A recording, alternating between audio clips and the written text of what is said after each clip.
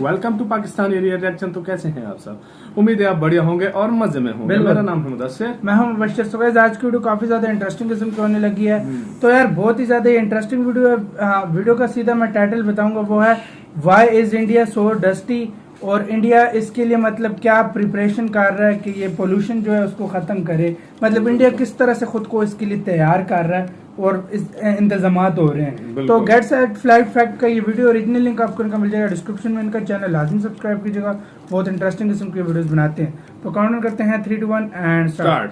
अप्रैल 14, 1935 के कड़ी दोपहर में टेक्सास के एक छोटे से घर के सामने एक बच्चा खेल रहा था। खेलते खेलते वो अचानक अपने घर की ओर तेजी से दौड़ा। घर जाते ही वो अपनी माँ से चिल्ला चिल्ला कर कहने लगा, दुनिया खत्म होने वाली है। किचन में काम करने वाली इसकी माँ ने हंसकर उसकी बात को अनसुना कर दिया। पर फिर अचानक से किचन की खिड़की से जोरदार हवा आई और वो अपने साथ लेकर आई धूल।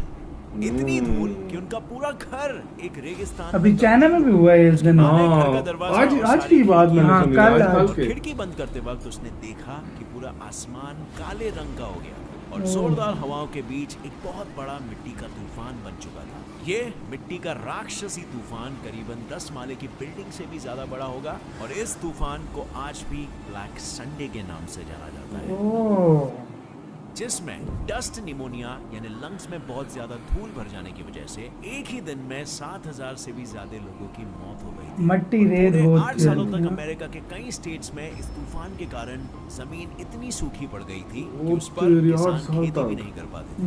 वेल अब फ्रेंड्स, अगर आप ये सोच रहे होंगे कि अमेरिका में हुए स्टॉर्म का हम इंडियन से क्या संबंध है, वेल मैं आपको ये कहना चाहूंगा कि इस कहानी से हम सभी को एक बहुत बड़ी सबक लेनी चाहिए, क्योंकि आज हमारे सर पर भी ऐसे ही धूल के काले बादल मंडरा रहे हैं जिसका कहर हम पर कभी भी। दिल्ली में जो होता है अक्सर है ना, फॉग वगैरह होती है, पाकिस्तान में भी होता है। पाकिस्तान में भी होता है। दिल्ली में लाहौर में तूफान आया था जिसकी वजह से 100 लोगों की मौत हो गई थी।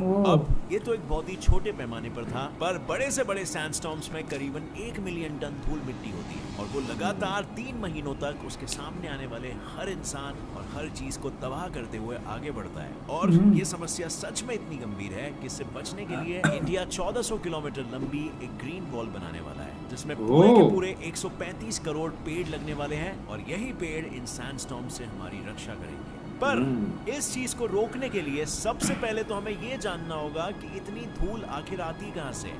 Why is India so dusty? So, hello friends, मैं हूँ गौरव और आज हम इन्हीं सारी चीजों के बारे में जानेंगे in our today's video titled Why is India so dusty? So without wasting any time, let us get on.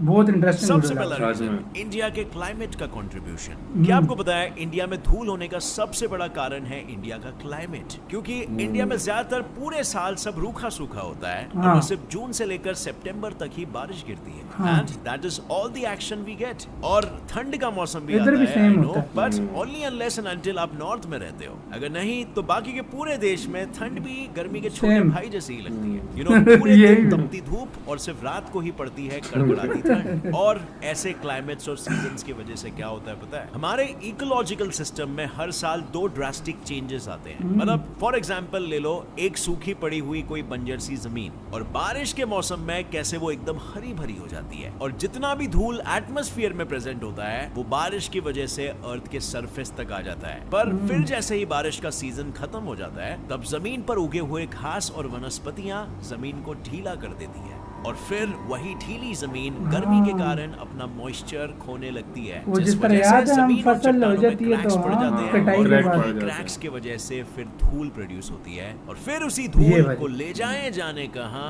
ये हवाएं हवाएं।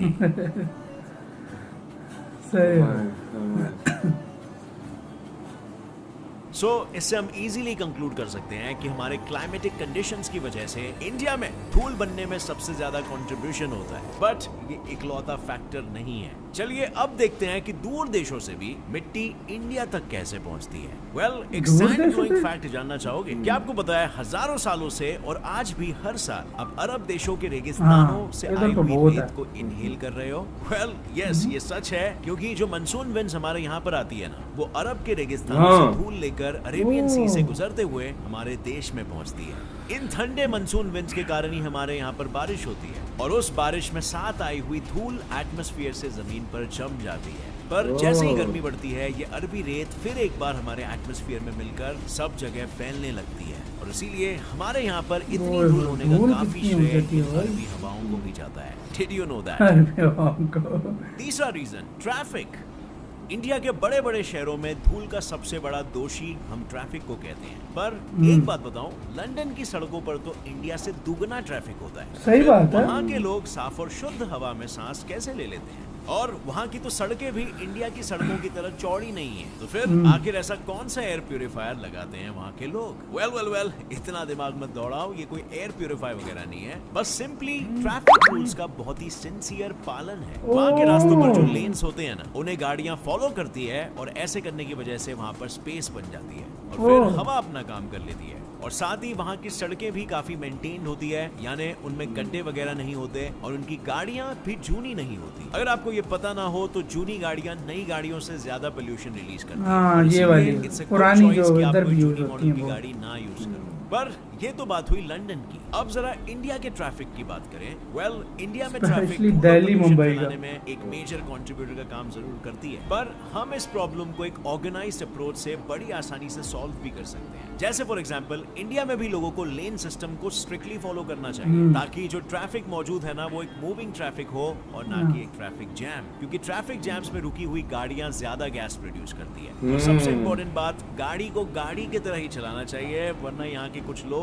गाड़ियां ऐसे चलाते हैं ये देखो महेंद्र पूरे मोहल्ले के सेफ्टी और सिक्योरिटी को जोखिम में डाल रहे हो, पर ज्यादा फ्यूल भी यूज कर रहे हो और नतीजन ज्यादा पोल्यूशन फैला रहे हो। चौथा रीजन, रोड है या फिर कोई बड़ा गड्ढा। अब इधर सेम सोचिए, बाहर कड़कड़ाती बारिश गिर रही है और तुम एक कितने सेम है हमारी कंट्री से, पर ड्राइव को एंजॉय करने के बजाय पूरा समय तो तुम बस गड्ढों में से अपनी गाड़ी बाहर निकालने मुझे बड़ा बुरा लगता है जब ड्राइविंग कर रहा हूं। आपको शायद ये जानकर झटका लगेगा कि जिस रास्ते पर गड्ढे हैं उसे बनाने वाले 4 साल पहले सेम इस तरह का रोड था हमारे गांव का, हम गांव जब जाते थे, अभी बिल्कुल क्लियर साफ सुथरा बन गया। उसके मेंटेनेंस के बारे में कोई भी सवाल नहीं किया जा सकता, बस सिर्फ टोल वाले रोड्स की पूरी जिम्मेदारी बिल्डर्स के कंधों पर होती है। और इसीलिए देखा ही होगा तुमने, जिन रोड्स पर तुम टोल्स भरते हो वो सारे रोड्स हमेशा वेल मतलब जहाँ पैसे जा रहा है वहाँ पे मस्त चीज नहीं मिलेंगे। पर जब बात आती है बाकी के रोड्स की, तब हमारे साथ होता है एक बड़ा सा स्कैम,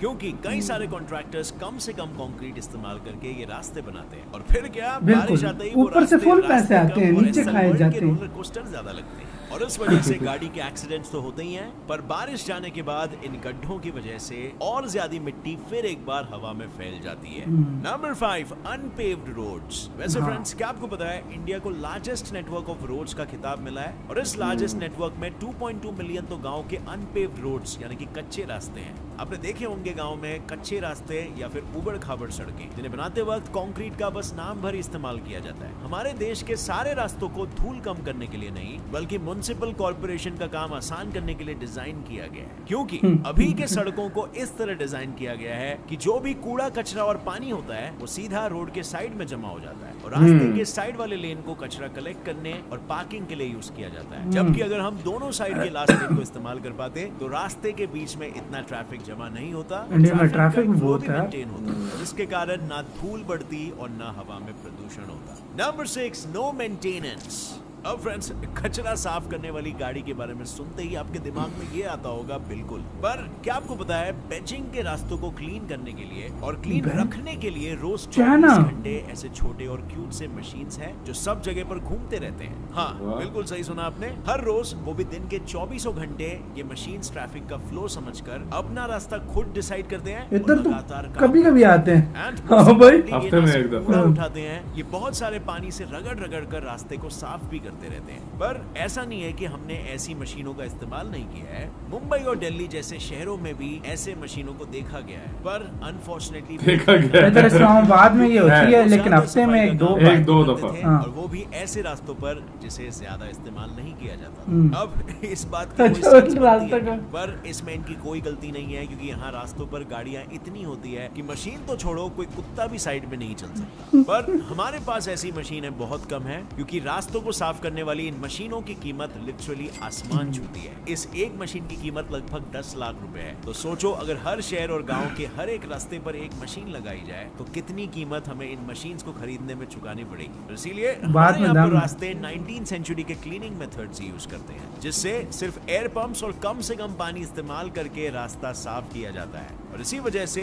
रास्तों की धूल और मिट्टी बस एक साइड से दूसरी साइड होती जाती है और मिट्टी बस एक जगह जम के रह जाती है और पैसे हो जाते हैं बर्बाद। Number 7, no sense of greenery. No sense of did you greenery. Know कि चाइना के रास्तों पर कुछ लोग एक लकड़ी और बॉक्स लेकर 12 घंटों तक घूमते रहते हैं और उनका काम क्या होता है? वेल, सड़क पर पड़े हुए सूखे पत्ते, सूखा कचरा और सिगरेट के बट्स को उठाना। और अब जरा सोचो एक बार अगर इंडिया में ऐसे हो तो वेल, वो बात अलग है कि शायद इन वर्कर्स के लिए 12 घंटे भी कम हो जाएंगे, पर ऑब्वियसली क्लेanलीनेस जरूर बढ़ेगा। वेल, अब जरा बात करते हैं एक बहुत ही इंपॉर्टेंट चीज की। उनको वो पैसों पे पेड़। लगाया होता है, हमें ऐसे ये तो तो नहीं पता है वो भी कि गा रहे पेड़ होंगे। पौधे हमें ऑक्सीजन देते हैं, हमारे एनवायरनमेंट को सुंदर बनाते हैं, पर क्या आपको पता है कि ये धूल को ब्लॉक करने के लिए नेचुरल बैरिकेड्स का भी काम करते हैं? वो इस तरह से कि पेड़ के जो रूट्स होते हैं ना, वो सॉइल को बाइंड करके यानी कि बांध कर रखते हैं और ये चीज सॉइल इरोजन को प्रिवेंट करती है। अब सॉइल इरोजन बोले तो जो जमीन की पहली लेयर होती है उसे नष्ट होके धूल बनने से रोकती है और ये पेड़ पौधे, घास फूस हवा में मौजूद धूल को भी ब्लॉक करते हैं। पर हमारे देश में किसी सिस्टमैटिक तरीके में पेड़ नहीं उगाए जाते। ज्यादातर पेड़ नेचुरली उगते हैं, पर फिर उन पेड़ों को भी इधर भी काट यही दिया होता है। जाता है। कोई हमारे इधर भी infrastructure पेड़ों को बनने काट रहे के हैं लिए। यार। अगर हम ताजी बिना धूल वाली हवा में सांस लेना चाहते हैं तो हमें पेड़ को काटना कम और लगाना ज्यादा हाँ। होगा, क्योंकि तभी हम सॉइल इरोजन को प्रिवेंट कर पाएंगे and as a result India का डस्टीनेस कम होगा। Number 8, poor civic planning. अब फ्रेंड्स, क्या आपको पता है इंडिया इंफ्रास्ट्रक्चर में 2023 तक 1.4 ट्रिलियन डॉलर्स यानी ऑलमोस्ट 100 लाख करोड़ को खर्च करने का प्लान ओ कर रहा है। भाई। इतने पैसों में तो कंट्री का इंफ्रास्ट्रक्चर बहुत ज्यादा डेवलप हो जाएगा, हाँ। है ना? पर जरा सोचो, इतना डेवलपमेंट करने के लिए उतने सारे कंस्ट्रक्शन और बिल्डिंग्स का काम शुरू करना पड़ेगा। पर बात यह है ना कि काम शुरू तो होता है लेकिन खत्म होने में इतने साल निकल जाते हैं कि 10 साल के चिंटू के भी बड़े होके उसकी शादी हो जाती है। अब आप खुद ही देख लो, मुंबई में जो मेट्रो बन रही है उसका काम भी कितने सालों से चलते आ रहा है। प्लस अगर कहीं पर भी कंस्ट्रक्शन चल रहा हो तो उसे ढक कर रखना चाहिए, फिर चाहे वो कंस्ट्रक्शन रोड का हो या फिर किसी हाँ, skyscraper इधर ढका नहीं जाता यार। ढक के रखने का मतलब क्या होता इस है? तरह। वेल, बेसिकली अंडर कंस्ट्रक्शन वाली बिल्डिंग्स को एक बड़े ग्रीन सऊदी अरेबिया में सारे इस तरह हाँ, के होता है बस्ते इसी होते तरह। बनने वाली बिल्कुल। डस्ट को बाहर जाने से रोका जा सके। पर इधर कुछ अब सवाल बहुत ये है कम कि क्या जगहों पे इंडिया ढकते में हैं। ऐसा होता है? ना होने Well, के बराबर। बहुत ही लिमिटेड प्रोजेक्ट्स हाँ, में देखा? अगर आपको एक भी देखने मैंने मिले, तो देखा ही नहीं है ऐसा हम पाकिस्तान करते ही इस्लामाबाद नहीं में है। और है। बल्कि अगर घर का इस्लामाबाद में construction वो हुआ है, जो तो नए हम प्लाजे सारे बन रहे हैं उसमें रस्ते किया को हुआ ना private यार, इसमें space इधर में सख्ती भी बहुत सारा की है साथ में। material equipments को रख देते हैं और इससे धूल को और ज्यादा बढ़ावा मिलता है। ओहो, और इन्हीं घरों और हाँ। सारी बिल्डिंगों को बनाने के चक्कर में हम धूल के नेचुरल बैरिकेड्स यानी कि पेड़ों को बहुत बड़ी संख्या में काटे हाँ। जा रहे हैं और खुद के आसपास एक कंक्रीट का जंगल बना रहे हैं, जिस वजह से हवा को जाने के लिए जगह ही नहीं बच रही है। और इन कंक्रीट वॉल्स की वजह से हमारा एवरेज टेम्परेचर भी दिन ब दिन बढ़ते जा रहा है, क्योंकि कंक्रीट खुद में गर्मी heat देखा को है, बढ़ store रही है, हाँ भाई। यानी एक गर्म धूल मिट्टी से भरा कंक्रीट का जंगल हीट को अंदर ही अंदर इंडक्ट करके रखता है। और हाँ। अब आप खुद ही सोचिए कि क्या आप ऐसे जगह में रहना चाहोगे? Well, and the clear answer is no. But क्या हम इन सभी सॉल्यूशंस पर वर्क कर रहे हैं? आपको क्या लगता है फ्रेंड्स? आपका जो भी जवाब है नीचे कमेंट सेक्शन में जरूर ठोकना। वेल, इस धूल इसी के को ऊपर कंट्रोल ये करने के लिए वीडियो काफी खत्म। प्रयास जारी तो है। यार मतलब इंफ्रास्ट्रक्चर ये बात है बिल्कुल डस्ट यार। इधर मैंने जो इस वीडियो में था सीरियसली सेम प्रॉब्लम पाकिस्तान में भी है। देखिए मैं पाकिस्तान तब भी में बोल भी रहा था हर वीडियो में कि सेम हाँ। प्रॉब्लम इधर हमारे कंट्रीज में हमारे मोस्टली साथ भी सिर्फ है। हमारे नहीं भाई, श्रीलंका, बांग्लादेश, साउथ एशिया जो साउथ है, एशिया के इंडियन काफी सब सारे हैं। कॉन्टिनेंट, हाँ, हाँ बहुत ज्यादा है, इंडियन बहुत सब ज्यादा। कॉन्टिनेंट के अंदर ये सब कंट्रीज में लगभग ये प्रॉब्लम है, जिसको यार दूर करना पड़ेगा, नहीं तो यार बहुत खराब हो जाएगा मामला, क्योंकि इसमें अच्छा। कोई शक नहीं है। अच्छा, मेन इन्होंने जो बताया ना कि ट्रीज वगैरह हम नहीं हाँ। उगाते ये वो, हाँ। इसका मेन वजह देख लो, अभी इधर हिल स्टेशन देख लो, हाँ। जहाँ पर हिल स्टेशन पे जाओ, आप चले जाओ मिजोरम साइड पे हाँ। या शिमला, जिस भी उत्तराखंड side, वगैरह हाँ। साइड पे चले जाए, आपको डस्ट बहुत कम मिलेगी। उसकी मेन वजह ये है दरख्त बहुत है। बहुत ज्यादा मेन है। सबसे हाँ, बड़ी main चीज। और चीज ये अदर है, दरख्त हाँ। काटे जा रहे हैं हमारे काटे जा रहे हैं, कंट्री इधर भी इंडिया में इधर भी ये हर बिल्डिंग जगह बनाने पे। के लिए हाँ। धड़ाधड़ दरख्त काट देते हैं। तो चीज ये होती सबसे है। ज्यादा इंपॉर्टेंट चीज है जिसको हम काट देते हैं। लेकिन फिर वो देखिए, अब मैं गया था सऊदी अरेबिया, उधर क्या सीन हुआ था कि मतलब बिल्डिंग जो बन रही थी ना, उसको फुल ढक के मैं भी उनको देखूं ना पहली बार, मैं बोलूँ क्यों, ये कैसे बना रहे हैं? हाँ भाई, लेकिन फिर वो पता सही लगा कि ये जो डस्ट होती है वो बाहर निकलती है, तो उसको वो उसके अंदर वो जम जाती है। अच्छा, तो जब इधर इस्लामाबाद में काम स्टार्ट किया था ना इन्होंने जेर जमीन, मतलब वो भी जमीन हर के अंदर, बिल्डिंग नहीं, जमीन के अंदर वो पानी का निजाम कर रहे थे, सारा कुछ वो लाइनें वगैरह सारे तोड़ फोड़, तो उधर लोग बहुत तंग होते थे, लोगों को गुस्सा आता था कि क्या इन्होंने किया हुआ है। लेकिन अब जब बंदा गुजरता है तो सच में दिल से दुआ निकलती है यार, बहुत जबरदस्त, पानी खड़ा नहीं होता बिल्कुल।